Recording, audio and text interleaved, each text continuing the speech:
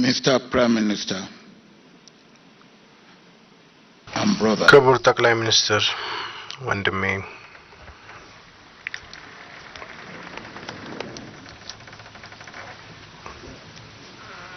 I want to stand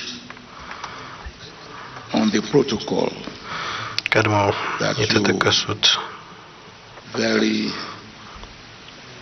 well established. ሰው ያቋቋማቸውን ፕሮቶኮሎች በሙሉ ቀበላለሁ። I want to thank you for inviting me ስለጋበዙኝ ወደዚህ historic ታሪካዊ occasion ዝግጅት አመሰግኖታለሁ። for Ethiopia ለኢትዮጵያ historic ታሪካዊ ነው። for IGAD region ለኢጋድ historic for ክልልም ታሪካዊ ነው። ለአፍሪካም ታሪካዊ ነው።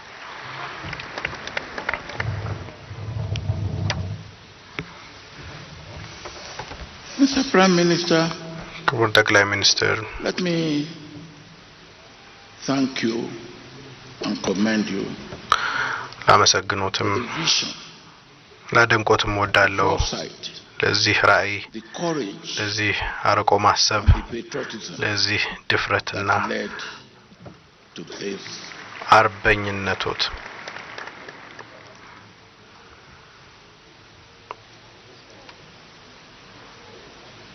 There is similarity between Nigeria በናይጄሪያና and Ethiopia, በኢትዮጵያ መካከል መመሳሰሎች አሉ።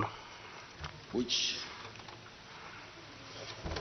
you will allow me to bring out from the Nigeria point of view. ከናይጄሪያ መነጽር ይሄንን እንድገልጽ ትፈቅዱልኛላችሁ? በዛውም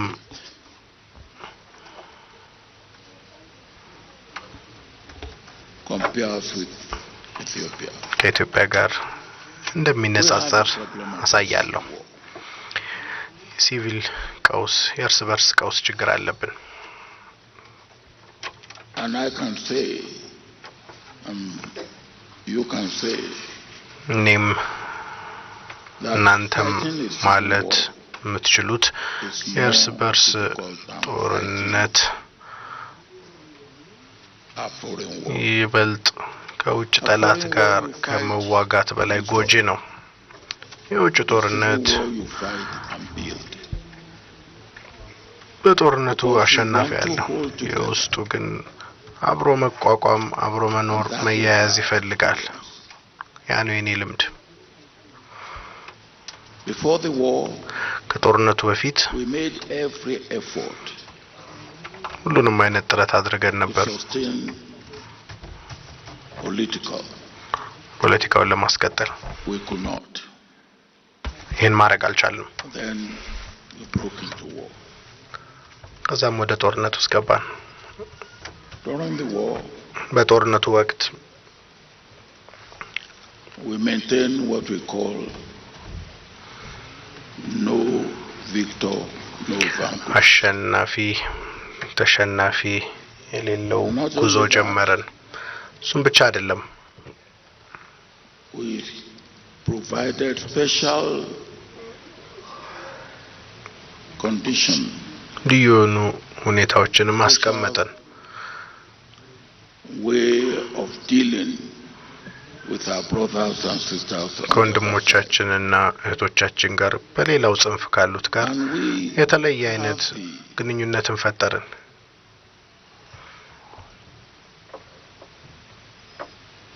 honor, should I put it that way, of inviting international ዓለም አቀፍ ታዛቢዎችን የመጋበዝ እድሉን ክብር ካልኩት በዛ መልኩ ልግለጸው የኛን የእርስ በርስ ጦርነት እንዲያዩ ጋበዝን።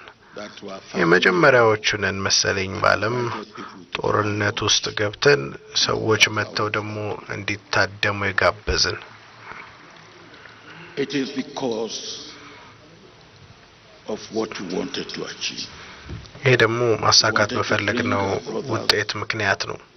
For whatever reason they were dissatisfied ወንድሞቻችን ባልተስማሙበት ነገር ምንም ነገር ይሁን ምክንያቱ ተመልሰው እንዲመጡ መፈለጋችን ነው። ከጦርነቱ በኋላ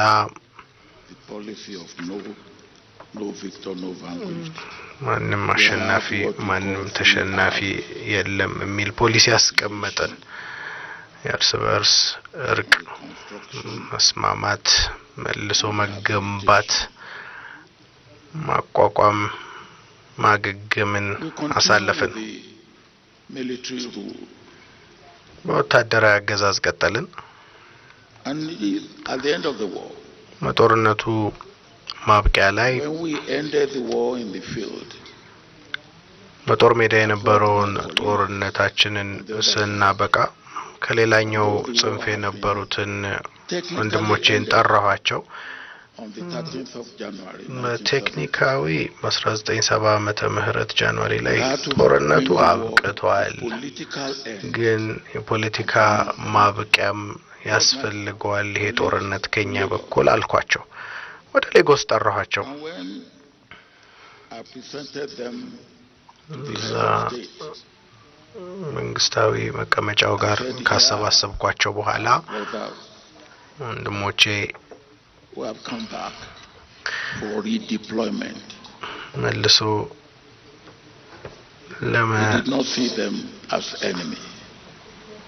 መልሶ የመጡ ወንድሞቻችንን እንደ ጠላት አይደለም ያያናቸው።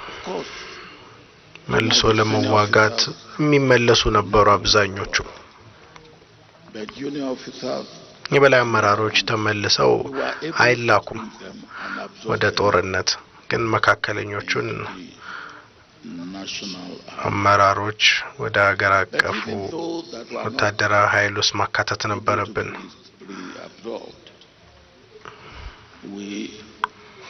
እነሱን ማካተት ባንችልም እንኳን የእርስ በርስ ቀውሱ እንዲያበቃና ከዛ ጡረታ እንዲወጡ ማድረግ ችለናል። የጡረታ አበልም ድጋፍም እንዲያገኙ አድርገናል። What do we do with the ፖለቲካውን ስታዲያ ምን እናደርገዋለን? ምክንያቱም ጦርነቱ የፖለቲካው ውድቀት ውጤት ነበር። ታዲያ ጦርነቱ ሲያበቃ ፖለቲካውን መመለስ ነበረብን።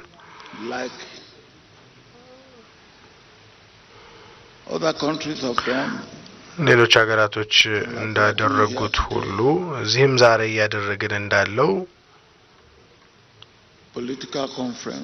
የፖለቲካ ውይይቶች፣ ሀገራዊ ምክክሮች፣ የፖለቲካ ምክክሮች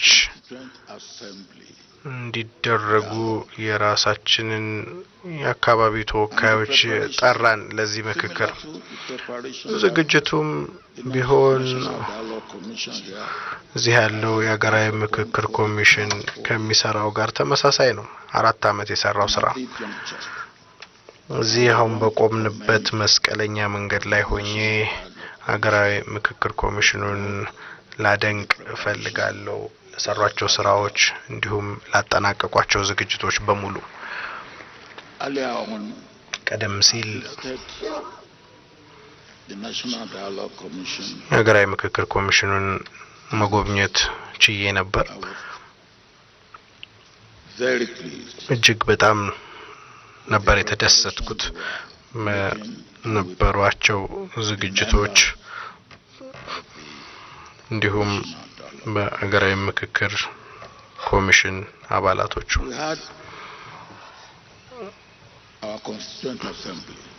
የአካባቢዎች ተወካዮች መጡ፣ ተሰበሰቡ። ካለፈው ታሪካችንም ተማርን። ምክንያቱም የስብስብ በራሱ አዲስ የህገ መንግስት መሰረት ያቋቋመ ነበር። ከዛ በፊት የፓርላመንት አሰራር ነበር። የዛ የህገ መንግስት ጉባኤ ፕሬዝዳንታዊ የሆነ ስርዓትን አቋቋመ። በዚህ ሁነት ምክንያት የፕሬዝዳንት ስርዓቱ ቀላል ያብላጫ ድምጽ አልነበረም ፕሬዝዳንቱ አሸናፊ እንዲሆን መነሻው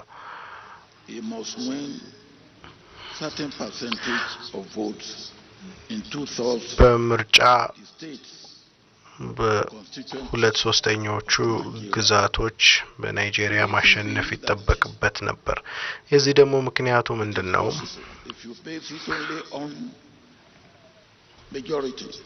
የአብላጫ ድምጽ ላይ ብቻ መመስረት ይቻላል ግን ካሉን 36 ክልሎች ውስጥ አንድ ሶስተኛው ውስጥ አብላጫ ማግኘት ይቻላል ሁለት ሶስተኛው ግን ላይቀበሉት ወይ ደግሞ ሊተውም ይችላሉ እነሱ ይሄ ነው የኛ ልዩ የነበረው ያገራችን ሁነት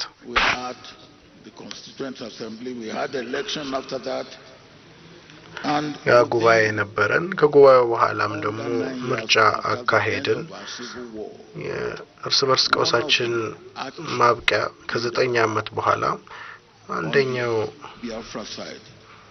መሪ የነበሩት በቢያፍራስ በኩል የነበሩት የናይጄሪያ ምክትል ፕሬዝዳንት ሆኑ ይሄ የእርስ በርስ ቀውሱ ማብቂያ ላይ ነበር ኋላም መዚው ቀጠልን before long after that ብዙ ጊዜያት ሳይቆጠሩ ወታደሮቹ መጡ and the military was accused of all sorts of ወታደሮቹ ብዙ አይነት አሰቃቂ የሆኑ ስራዎችን ወይም ስነ ምግባር የጎደላቸው ምግባሮች ፈጽመዋል ተብለው ተወነጀሉ እኔ በተመለስኩበት ወቅት ለዜጎች ካስረከብኩ በኋላ ከ20 ዓመት በኋላ ተመለስኩኝ በዛ ወቅት የሰብአዊ መብት ምርመራ ማቋቋም ነበረብኝ ምክንያቱም አብዛኞቹ ቁጥር ያላቸው ወንጀላዎች ወታደሮች ላይ ጣት የሚሰብቁ ነበሩ እኔን ጨምሮ እንደ ወታደር መሪነቴ ስለዚህ የሰብአዊ መብት ምርመራ ያለውን አቋቋምን እንደ ኮሚሽን and that was to examine what the military had done from ወታደሮቹ የሰሩት ካለ እሱን ለማጣራት ከመጀመሪያው አንስቶ እስከዛች ቀን ድረስ ይሄ ብዙ ነገርን የገለጠ ነበር አላማው ማንኛውም አይነት ካሳን መክፈል አልነበረም ሆኖም የመመርመር ኃላፊነት ነበር የተሰጠው ስህተቶች የተሰሩትን ማውጣት ይሄንን ያደረጉት አንደኛው የኮሚሽኑ አባል የአንደኛው መኮንን ባለቤት የነበሩ በመጀመሪያው የመንግስት ግልበጣ ወቅት ህይወታቸውን አጥተው ነበር በግድያ what had my husband done ባልየውን የገደለውን ሰው ምንድን አድርጎ ነው ሲባል ፖለቲከኞች ቤት እንዲገነባ ገንዘብ ተሰጥቶት ነበር አዎ የባል ቤት ገንብቷል ግን ገንዘብ ያገኘው ቤት እንዲገነባ አልነበረም ብድር ነው ከባንክ የወሰደው የዚህን ብድር ደግሞ አመጣች ሚስትየው ይሄ መኮንን በይፋ ወጥቶ ይቅርታ ጠየቀ that was what could be called truth and reconciliation ትክክለኛ እርቅ ኮሚሽን ማለት ይሄ ነው then we had a third one ሶስተኛም ነበረ people felt that ሰዎች the